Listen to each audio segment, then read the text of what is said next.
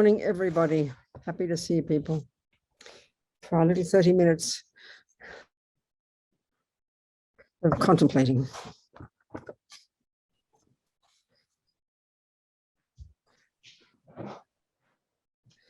Okay.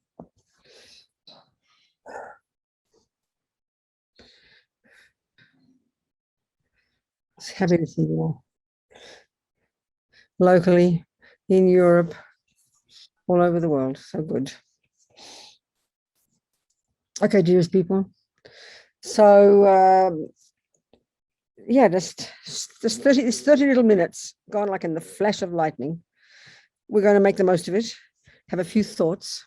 We're going to think about again. We're going to think about the different stages of the path to enlightenment.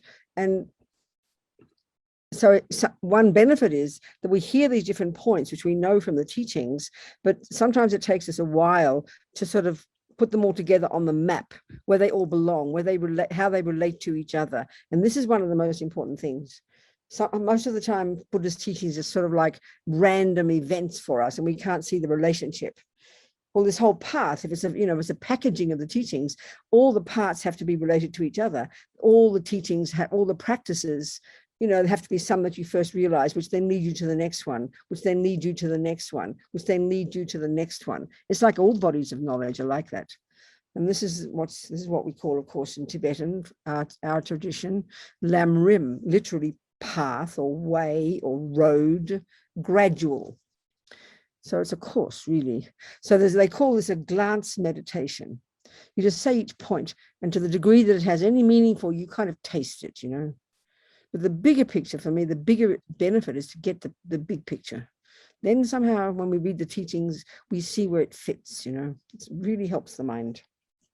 So here we're going to be doing this, our little motivation, thinking for 30 minutes. We're going to do this, thinking through these little points so that they go deep into my mind, so that I can think about their meaning, make them logical to me, so that eventually, with familiarity, they can become the view that I have, that sees that is the view that we use to see the world. Of course, that's our choice. We don't have to be Buddhist.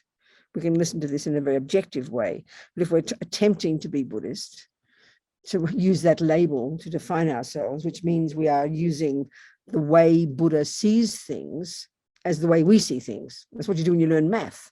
You learn to think like a mathematician. You learn to think like a musician. Well, the same here. We're learning to think like a Buddha, actually. And slowly, these become realist. They become experiential for us. So that's our reason for sitting here together, so that we can develop our amazing potential, so we can be of benefit to others, thinking like that. And the next thing is the body.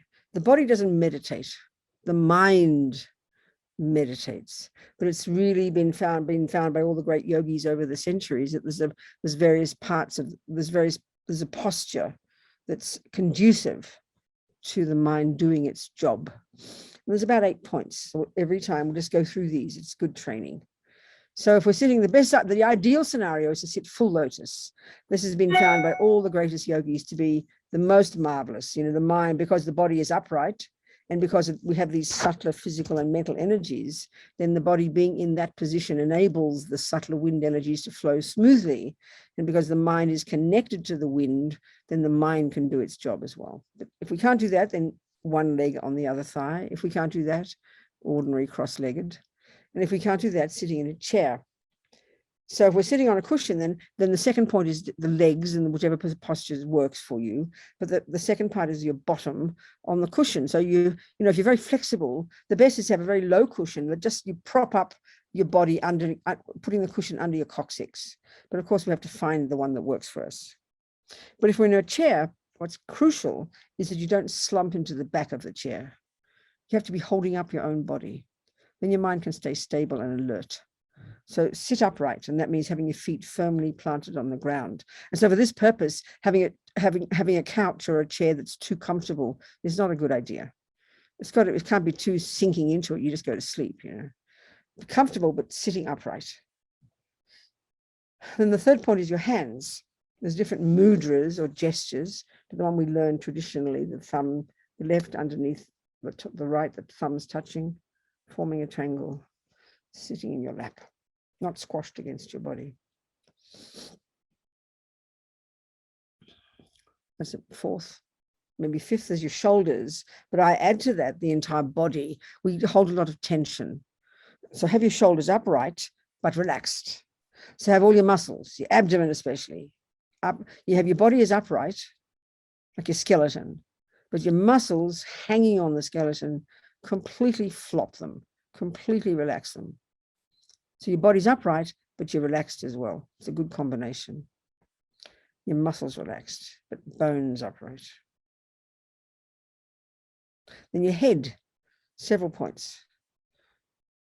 If your head shouldn't be thrust back, the mind gets agitated. Slightly tilted forward, chin tucked in a little bit. Lips slightly apart, jaw relaxed. The tongue behind the top teeth, just near the palate. The yogis have found that you don't have to dribble when you're meditating for a long time or have to keep swallowing your spit. So it's very practical. All these points are practical. Tongue behind the top teeth, resting there. Lips slightly apart. And your eyes looking down. Most of us get too distracted having them open. So have them lightly closed and your eyes looking down beneath your eyelids, as if you're looking along your nose towards the ground. That's the position, okay? Settle into that and then forget about it.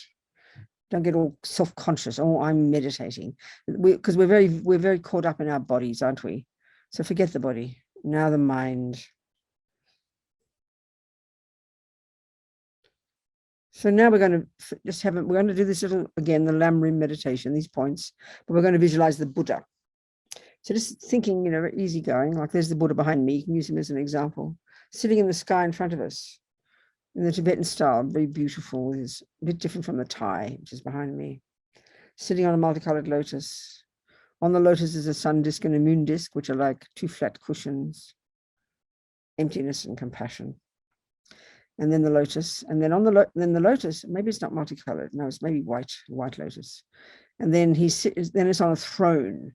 So usually when it's a person, like a guru or teacher, we visualize them on a throne. If it's just the Buddha himself or herself, we see them on just a lotus, but here it's the throne as well. So it's like a square structure. And you see it's all bejeweled and beautiful, and it's being held up by 8 snow lions. I forget what they mean. I think they're like protectors or something. 2 each corner, holding up in the sky. And if you can't visualize, don't worry about it. Just say the words and imagine. Do your best. Everything's made of light. Everything's beautiful, radiant light. And Shakyamuni Buddha is also totally made of light. He's in his orange robes, you know, like same as they were back in India, and same even now. The great sadhus still, all these Hindu sadhus wear their orange robes, and the Thais wear their orange robes. Tibetans, I think they must have had orange in the beginning, but I think over the years it became maroon. I think it just sort of evolved like that with maybe the dyes they had or something. I don't know.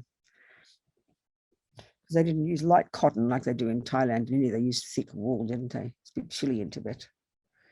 So this saffron robe, oh, and his right arm bare, and his left hand's in the meditation mudra, like ours, and he's holding a begging bowl. And then the right is on his right knee, and the fingers pointing down, and it's called the, what's it called? I forget. It's when he was under the tree, going to get enlightened, and he determined, he put his hand on the earth. It's called the earth touching mudra, and he vowed, I will not move from here until I have achieved all these realizations. This is sort of a symbol of incredible enthusiasm and determination to never give up. Enthusiasm, joyful effort. We all need this badly. Never give up. His hand on his right knee, pointing down. He's radiantly beautiful. And he's in this kind of peaceful meditative aspect. His eyes half closed, half open. And that indicates his simultaneous realization of ultimate and conventional reality. Sweet red mouth, red from teaching with compassion. And he's got this top knot. I never understand the top knot. I always mean to ask. This ushnisha, I never understand. Okay, the top knot, Indians had a top knot, those yogis, those East Hindu, but the meaning of it, I never know. But then I heard Robert Thurman say, he's got so many brains, they're popping out. So I think it's a very good meaning of the Ushnisha. Buddha's brains are popping out. So everything's radiant light, beautiful, just should make your mind very happy in the sky. And he's showing us what we can become. He's the manifestation of subdued body, speech, and mind, which is the first stages of practice, the first scope, the first wing, actually, the wisdom wing. And if we have a spiritual teacher, a lama, a guru, these words are synonymous, a person we have chosen to be the Buddha for us in this life, who teaches us, who shows us how to become a Buddha. We can have many of them. So have your special one there, or have them, just imagine the one you feel closest to, right in front, as the Buddha, same. Guru Buddha, same.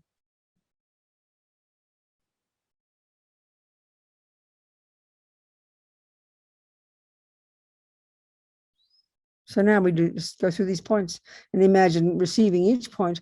We just think we get the blessing of it from Buddha, the blessing of the realization of each of these points. So the first point to contemplate. We've got this precious human body, we utterly take it for granted. This is so terrible. We're like part of the 0.0001% of the universe, not rich, but fortunate. Not just a regular human body. We've got a human body, but we've got in the mind, we have, because of our past practice, because of past virtue, past non-killing, past non-harming, we have a healthy body, all in one piece. And then we have a mind that wants to continue to practice. This is the miracle. A mind that appreciates virtue, appreciates ethics. And we have all the right conditions. We're not completely insane. We're not born in such a poor situation we can't think of anything but finding a bowl of rice. We're not born in a place where there's no spiritual teachers. We're all the advantages. And we created the cause for every single one of these, because karma takes care, as Lama Yesi says. It's not an accident. So think, just receive the blessing from the Buddha of this, realizing this precious human rebirth. And the point is, I must not waste it. That's the conclusion. I must not waste it. I think Buddha sends white, yellow, golden light to us, giving us the blessing of the realization of this.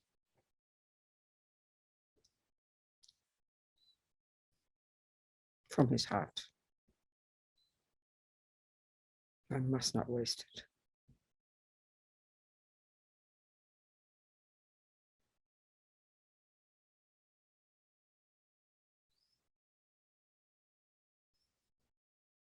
So then we enter into this is like a preliminary contemplation.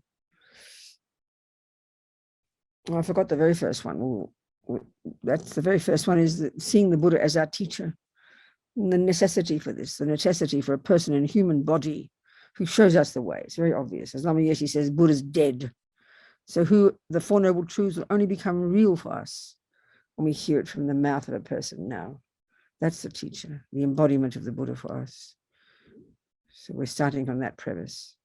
Then the next one, after perfect human rebirth, you now think, you increase your wish not to waste this life. Now we increase our wish not to waste this precious life. This is the first point. This is like, they're the two preliminary practices, the two preliminary thoughts we've just done. So now we enter into the first one, must enter into the path. So first one, impermanence. Yes, this life is precious, but now, oh my goodness, it's totally fragile. It definitely will end. Death is definite. It's something utterly natural. I will die. Fact, just a fact. It's only scary, Rinpoche says, because we have so much attachment to this body in this life. So the horror of not being this is too much for us.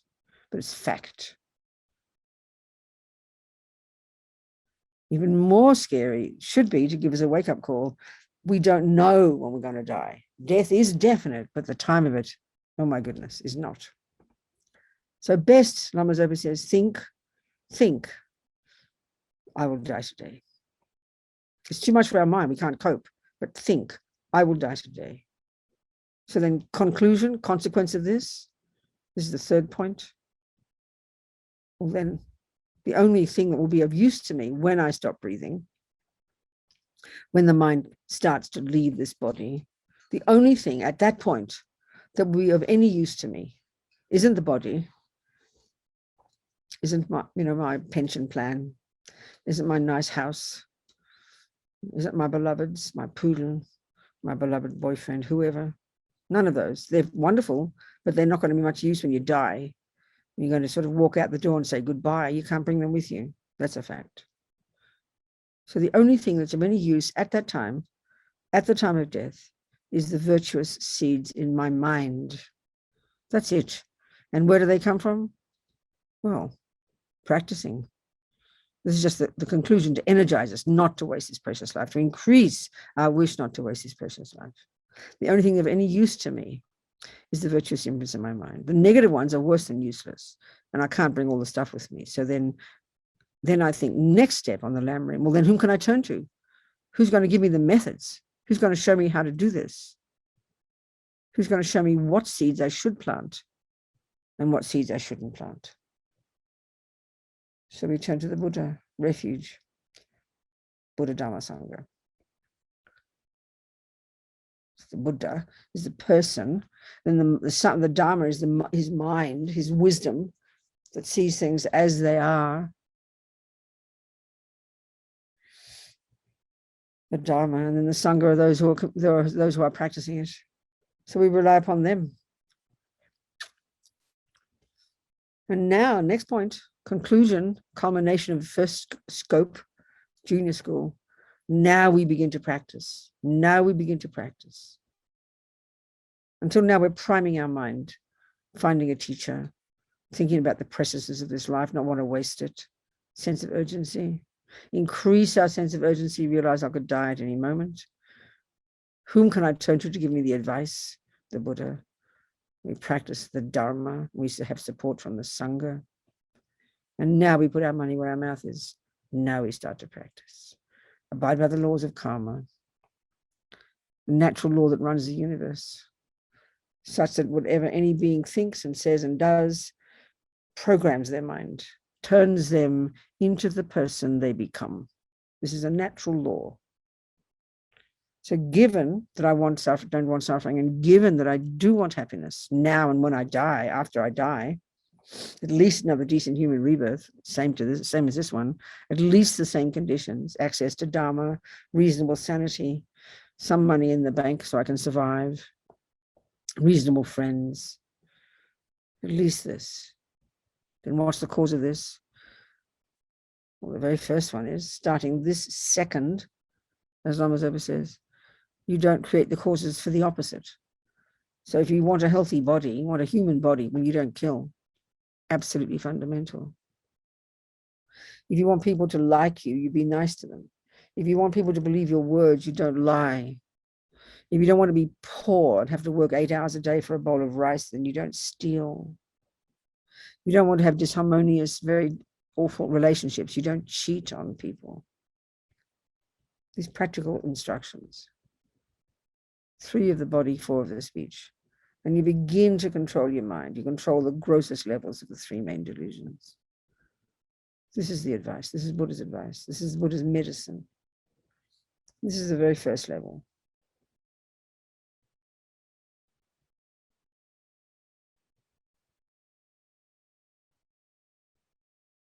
So when I do die, I'll die a happy mind because I'll be ready for it. And I've created all the causes to get more of the same so I can keep on moving on my spiritual path. So practical.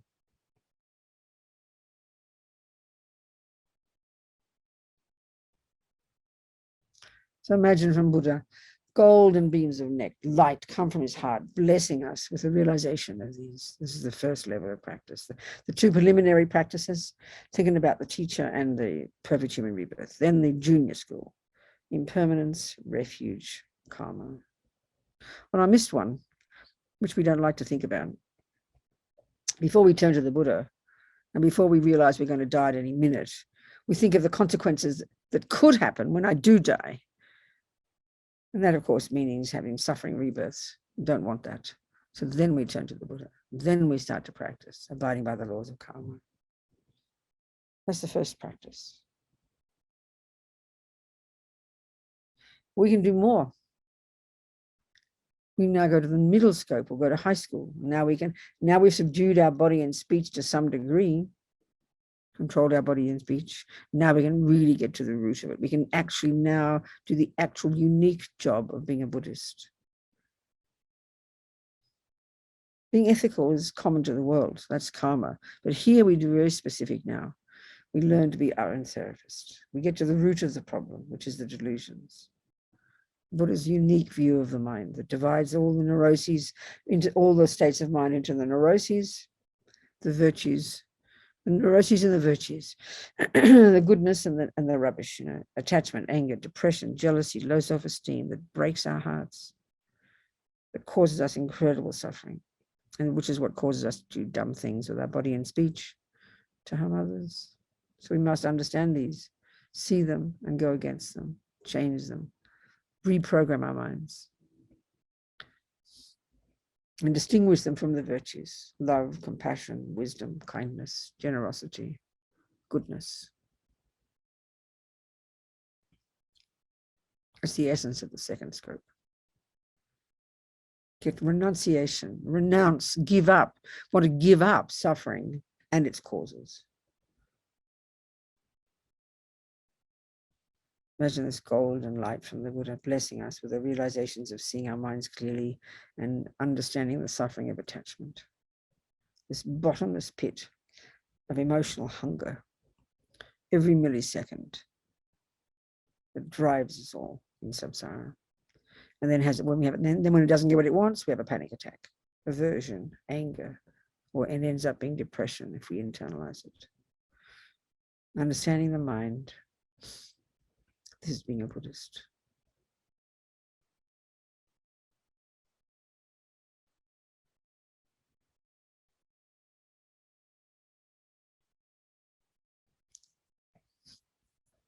If we continued on this part of the path, we would then get concentration by meditating, and then we would realize emptiness, and then one life or other, we would achieve our own liberation, our own nirvana, and we wouldn't come back. We'd be out of here, gone. But we don't want to do that. We're on the Mahayana path. So now we can do more than this. This is for our benefit. This first wing, the wisdom wing, this first and second scopes, junior school and high school, the main beneficiary of this practice is ourself. We are the beneficiary. Do not feel ashamed about thinking like that. If you don't understand suffering and its causes, how can you possibly help others? So we have to understand suffering and its causes, karma and delusions. Then we are energized to stop suffering. And then we look at others, and now we go to the compassion wing, and now we say, oh my God, we are all in the same boat. Everybody is suffering. Everybody thinks somebody else is the cause. We do not know why we are suffering. They say the bodhisattvas have such compassion for us for this reason, because we're ignorant of cause and effect. With this kind of insane, dualistic, frantically looking out there for happiness and looking out there for who to blame for the suffering. This is the nightmare, because in fact it's our own mind and our own actions that are the main cause of our own happiness and our own suffering. So we think everybody's in the same boat. How can I not help them? So we get bodhicitta. We practice equanimity. We gradually develop that into love and compassion, then great compassion, and then it culminates in bodhicitta, this incredible aspiration, this incredible wish, spontaneous, in the bones of our being, that sees the unbearable suffering of sentient beings and thinks, if I don't help them, who will?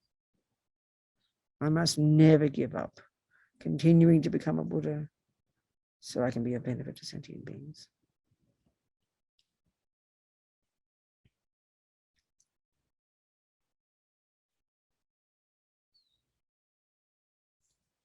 And then we finish, then we finalize our path by bopping along life after life after life on practicing the 6 perfections, perfecting the first 4, which are the culmination, which are the completing of the compassion wing,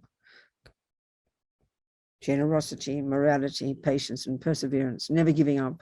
And then in our meditation, we perfect the last 2, concentration. And on the basis of that, we realize emptiness. We cut the root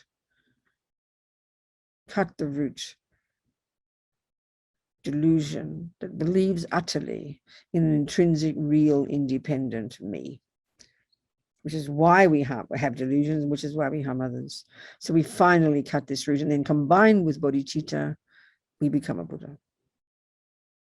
So imagine the blessings, the golden light pouring from Shakyamuni Buddha's heart, entering us, filling us completely with the realizations of every single one of these points, which are the steps of the path, which are the components of the map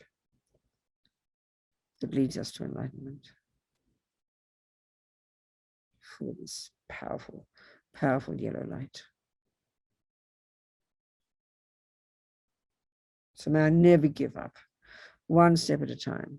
First, studying each of these points. So again, there's 3 stages of practice. There's listening, then there's sort of thinking it through, and then internalizing it. This is what meditation means. So it's following these steps, one step at a time. Reprogramming our minds to be in sync with reality. Consequence of that, our happiness and our wisdom, and then our ability to help others, because we're all in the same boat. So Buddha, very happily, the throne dissolves into his lotus, and the lotus dissolves up into his body. Just imagine.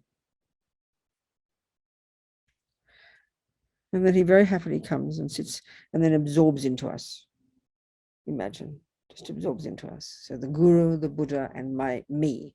Guru's body, speech, mind. Buddha's body, speech, mind.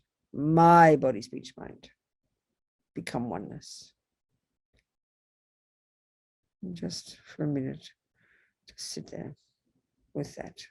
No thoughts.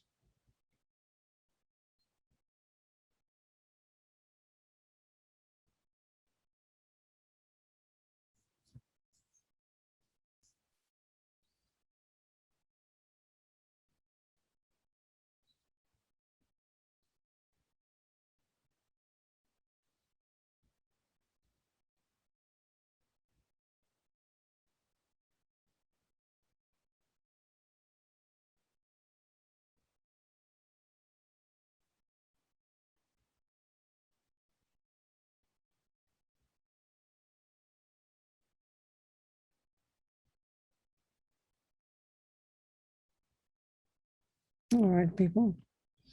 30 minutes gone like a dream, like I said. But we put those thoughts in. We've just sowed a whole pile of seeds. They'll be so, so happy. If you die right now, you can die happy, okay? And if you're brave enough, think I'll die today, but don't get the wrong meaning. Don't get depressed. You get energized. It's like you got a flight tonight. Think about this. It's very reasonable. If you've got a flight tonight, think about this. You're not going to start cleaning the windows, are you? You're not going to start fighting with the next door neighbor. You've got a flight tonight. You've got to get to the airport. So you have a sense of urgency. And the only things you'll do between now and the flight tonight is get ready for the flight tonight, won't you? That's logical. Well, if that were death, the only thing you're going to do today is work on your body, speech, and mind. That's it. That's it. Very comfortable. And you'll say, goodbye. See you next life. Thank you, darlings. Jangchup Semtro Rinpoche, Make Panam, Keguchi Kepanyam Pame Payam Gong De Gong to Much love, everybody. Keep moving. Thank you very much.